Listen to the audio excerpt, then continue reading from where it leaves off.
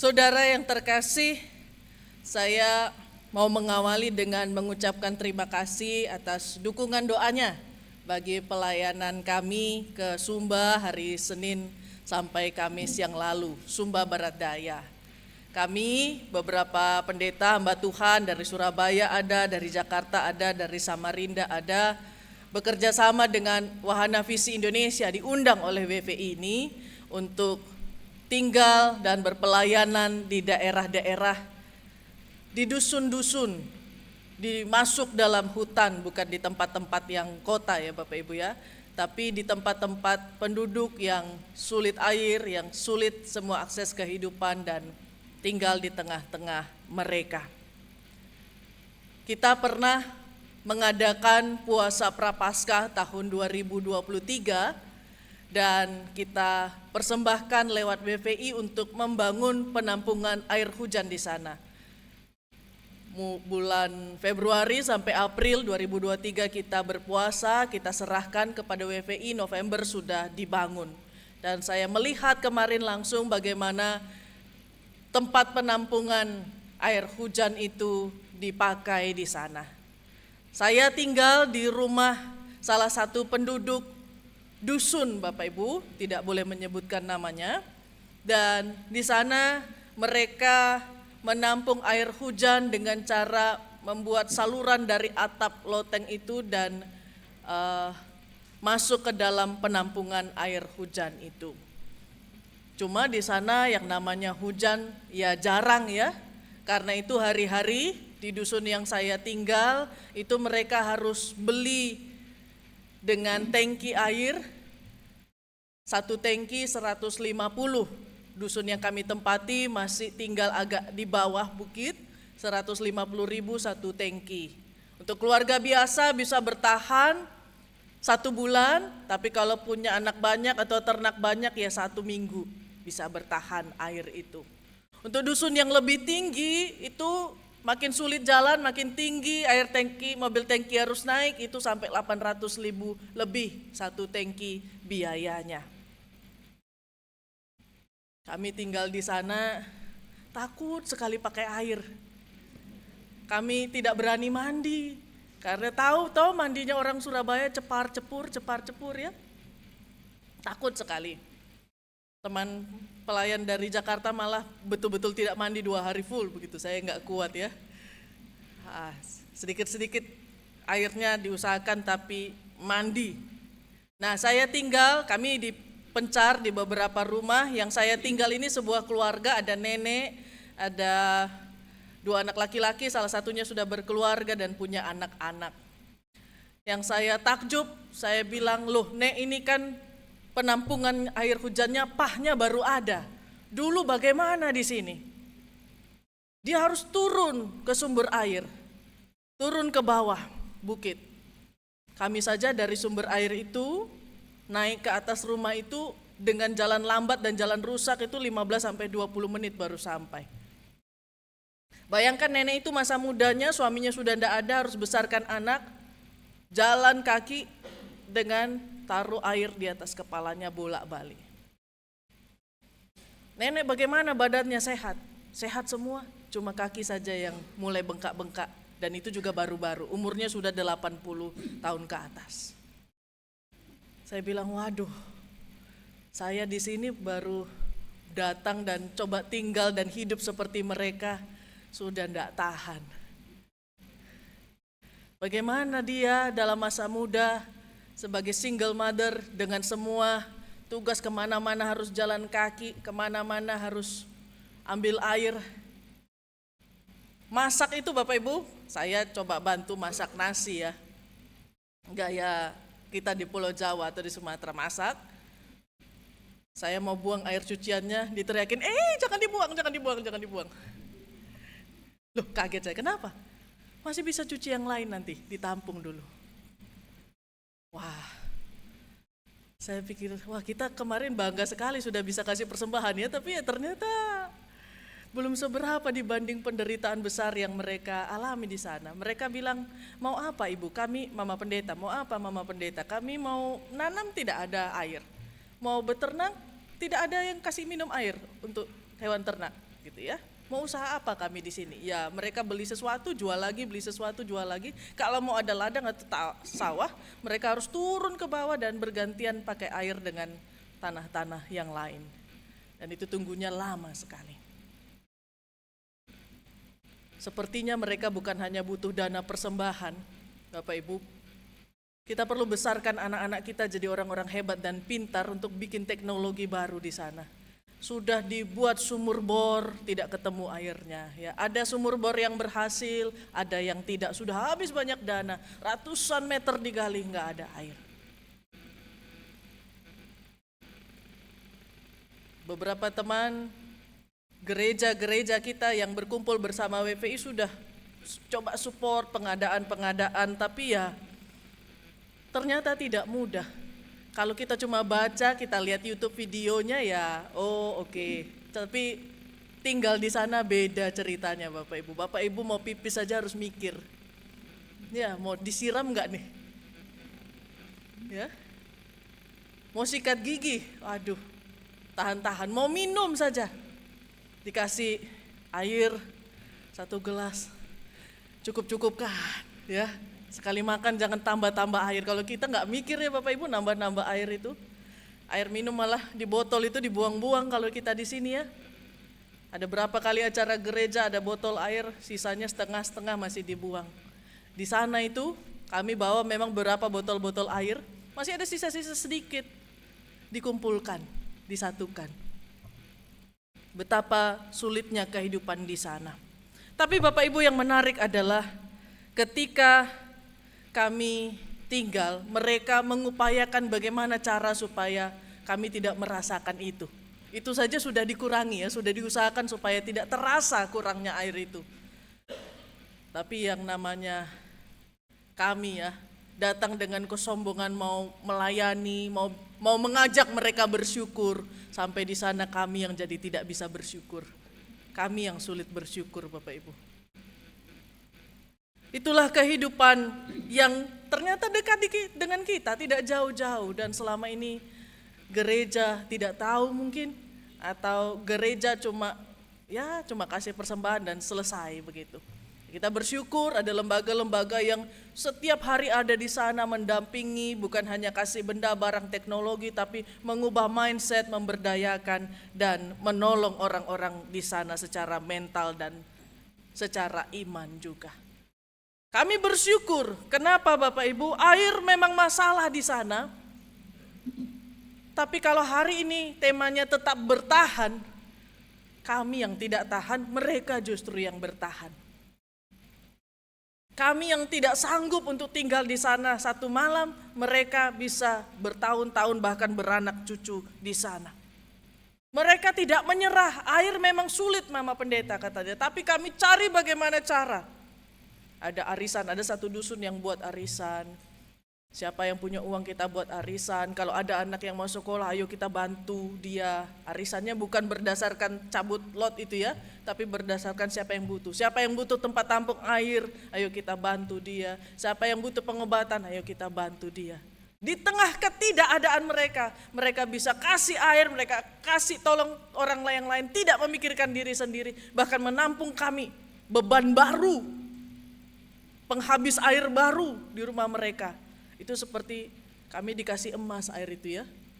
Memberi kami 1 gelas air itu seperti membuka brankas, mungkin membuka rekening untuk diserahkan kepada kami. Dan itu luar biasa. Kitalah yang diberi ternyata, bukan yang memberi. Nah, hari ini tema kita bertahan di tengah segala kondisi kehidupan kita yang menyenangkan dan tidak menyenangkan. Akan jadi klise memang kalau cuma jadi kata-kata saja. Tapi saya percaya walaupun di Surabaya, walaupun di Pulau Jawa ini kehidupan kita lebih nyaman, ada banyak juga orang yang setiap hari cuma bisa bilang ya, cuma bisa bertahan 1 hari demi 1 hari. Besok enggak tahu bagaimana, tapi ya hari ini kita berjuang dulu. Mungkin ada di antara kita di dalam ruangan ini, mungkin diri kita sendiri atau orang-orang di sebelah kita. Tapi tema ini bagaimana ingin disampaikan Tuhan kepada kita, Bapak Ibu Saudara. Yang pertama, bertahan itu bukan soal insting bertahan hidup. bukan survival instinct, bukan. Memang manusia punya itu, tapi binatang juga punya itu ya. Yang membedakan kita tetap bertahan adalah cara kita melihat penderitaan itu. Bagi saudara kita di Sumba Barat Daya, air kurang tapi bukan masalah. Tapi bagi kami yang datang itu masalah besar itu. Stres berat beberapa teman-teman itu datang ke sana. Ternyata cara pandang ini mempengaruhi. Makanya kalau kita share, curhat kepada orang lain, kita sudah bergumul ini masalah kita, orang-orang bisa nanggapi, oh masalahmu biasa aja tuh. Ya. Nggak ada apa-apanya dibanding masalahku. Nanti kita sakit hati kalau dia bilang begitu. Tapi memang Bapak Ibu, cara pandang manusia terhadap masalah dalam hidupnya bisa jadi berbeda-beda. Ada yang kecewa, aduh sejak lahir aku tidak kenal orang tuaku, tidak punya ayah, hari ayah kemarin kita rayakan ya. Makanya aku jadi bandel, makanya aku jadi tidak punya begini, tidak punya pegangan, tidak punya pendidikan.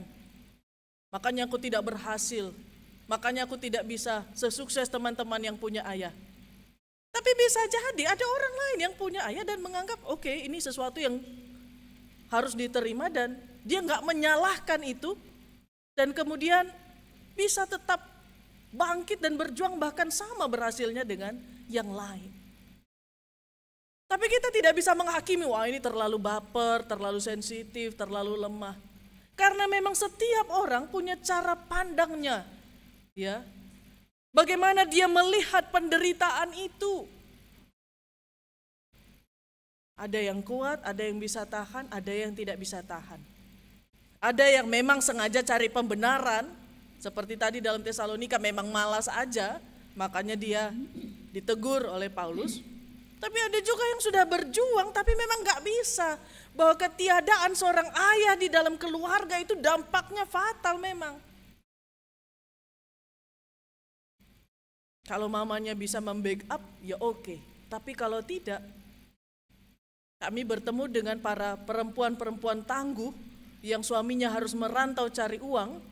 Di Kalimantan atau di Sumatera kami tanya, mama, bapak ada di mana? Pokoknya di Kalimantan, alamatnya tahu, tidak tahu. Di tengah hutan itu tidak ada listrik, tidak ada perlindungan, dia perempuan, anak masih kecil-kecil. Terus bagaimana? Uangnya dikirim terus, rutin, tidak. Jadi makan dari mana?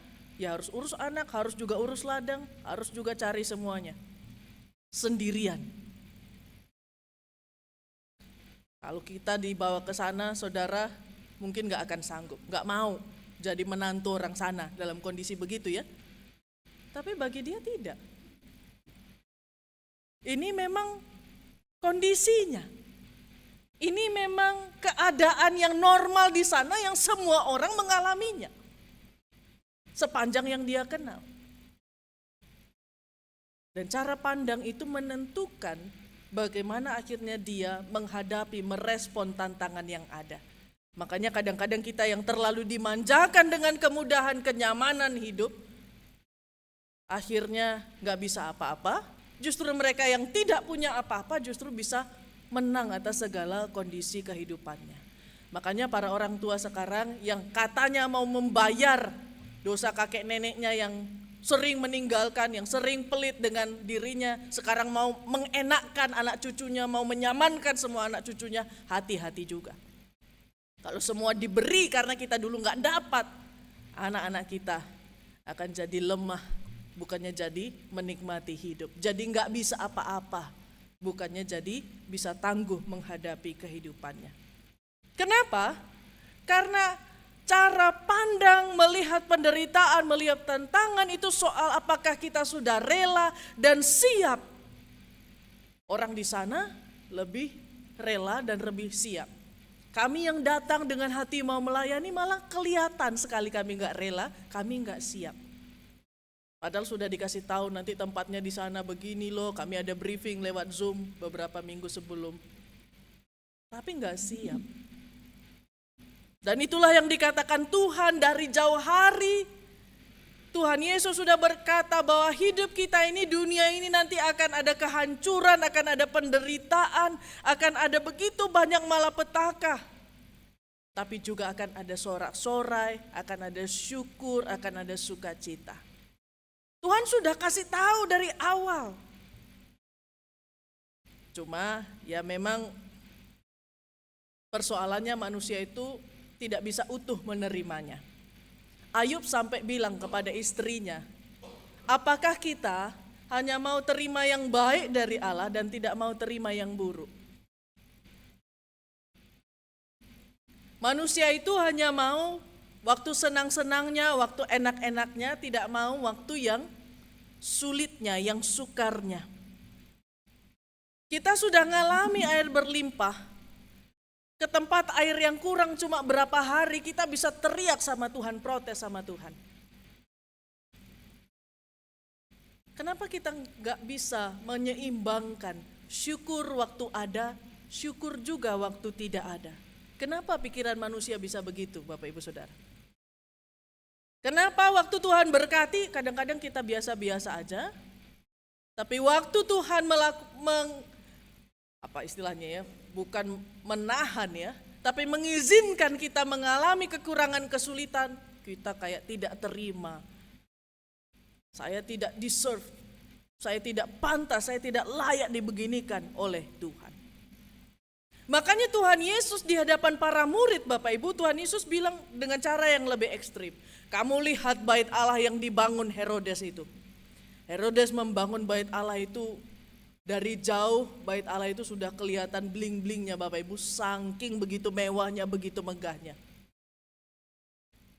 Tuhan Yesus berkata pada para murid, bait Allah yang indah, yang megah ini, yang membuat Allah terasa hadir dalam keagungan yang besar, yang penuh mujizat, ini juga akan hancur, ini juga akan diruntuhkan.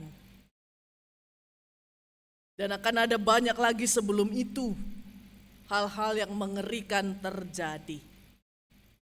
Maka Tuhan Yesus bilang apa? Jangan kaget, jangan terkejut. Ojo kagetan jadi orang Kristen. Sudah tahu kok hidup itu susah. Seorang sepasang pasutri baru nikah datang pada saya, wah pernikahan begini hancurnya. Saya sudah tahu pernikahan itu bukan senang-senang tok. Masa mau pernikahan itu yang senangnya tok? Sudah dikasih tahu waktu percakapan dengan pendeta, waktu percakapan dengan majelis jemaat, ada begitu banyak masalah yang harus dihadapi. Kok kaget? Katanya sudah siap. Kaget. Kita sudah tahu bahwa ada hal yang harus terjadi. Tuhan Yesus bilang jangan terkejut, semua itu harus terjadi.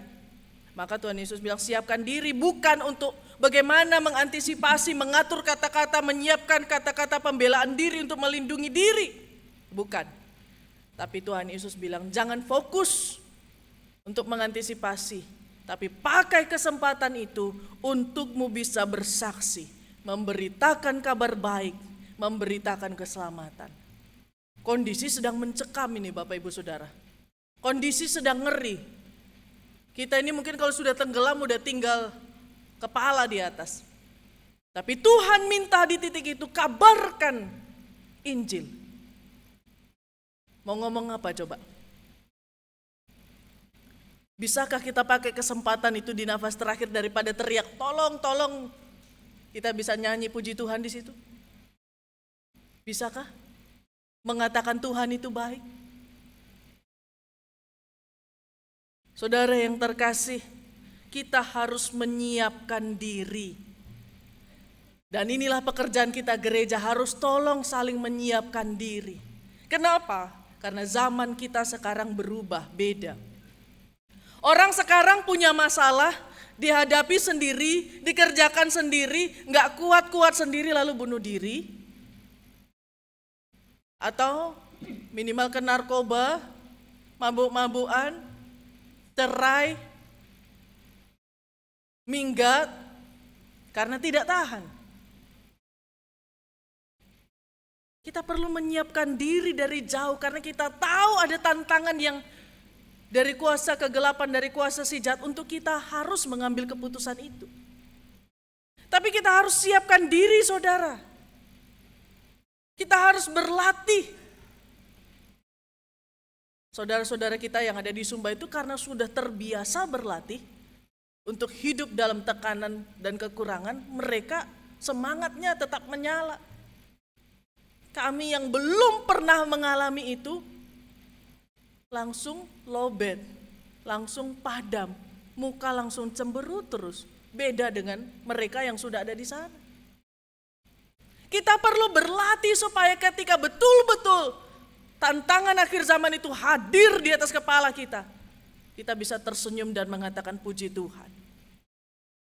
Makanya jangan manja doa kita, Tuhan aku tengking sakit, aku tengking kemiskinan, aku tengking. Jangan-jangan itu latihan gitu ya.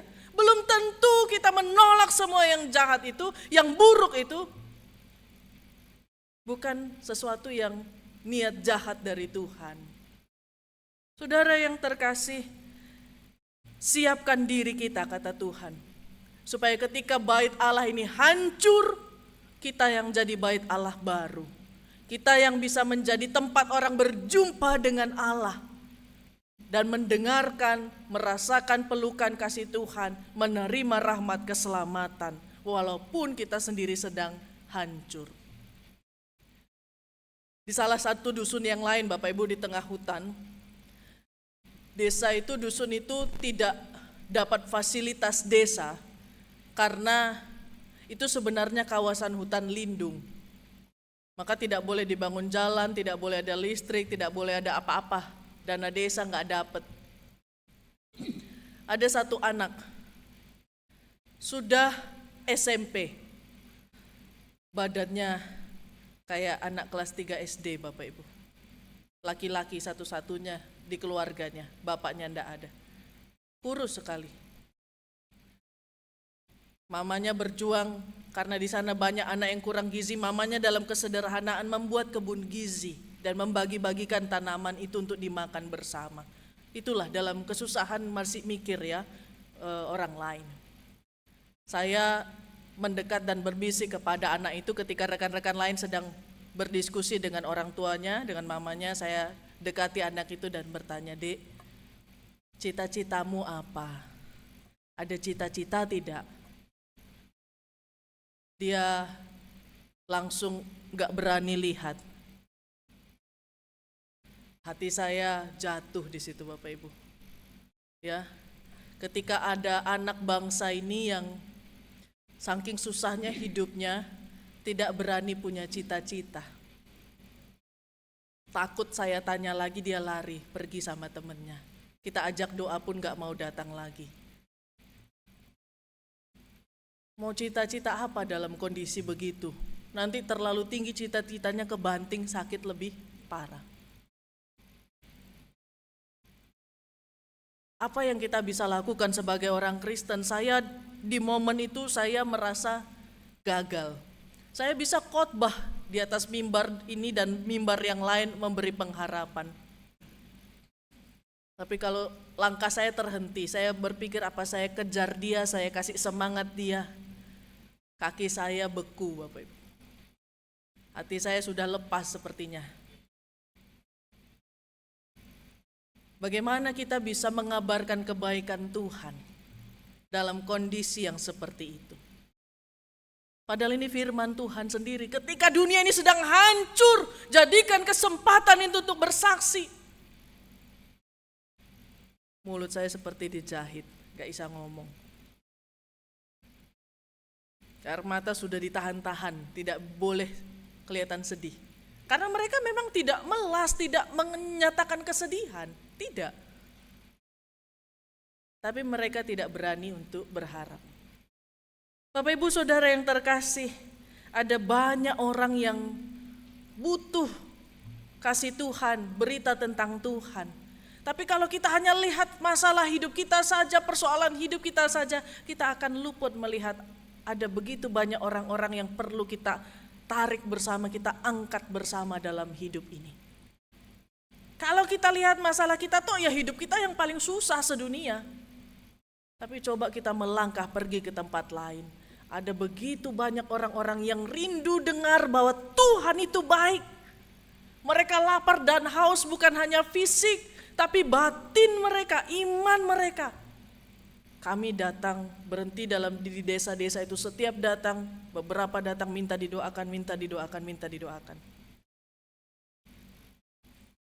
Ada begitu banyak orang yang jarang didoakan, jarang didengarkan, jarang bisa menceritakan apa pergumulan hidupnya.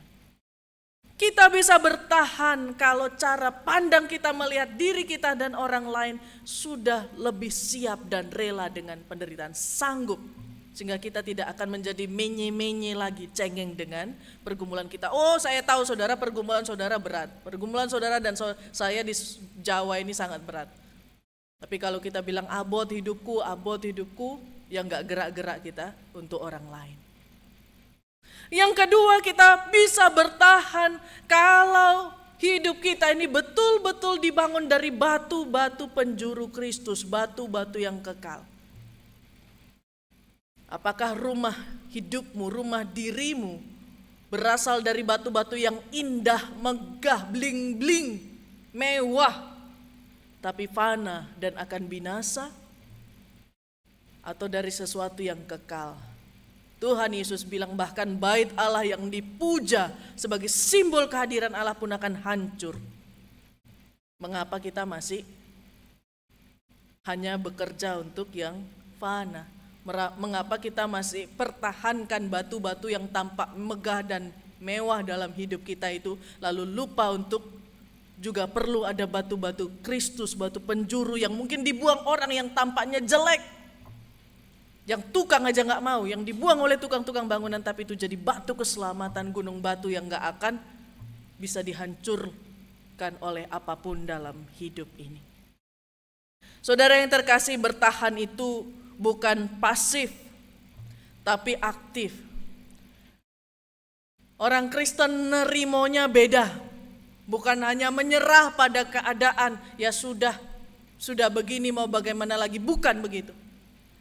Tapi ketika kita tahu kita susah, memang kita berdamai dengan kesusahan itu, tapi kita aktif untuk berselancar di atas ombak penderitaan itu, tidak ditenggelamkan oleh ombak penderitaan itu. Tuhan sudah berjanji dalam Maleakhi kita di ayat 2, orang sombong, orang fasik akan sama seperti jerami, terbakar.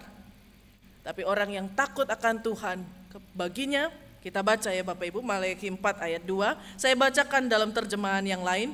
Tetapi bagi kalian yang takut dan hormat kepadaku, kalian akan menikmati kemenangan yang gemilang bagaikan terangnya sinar matahari.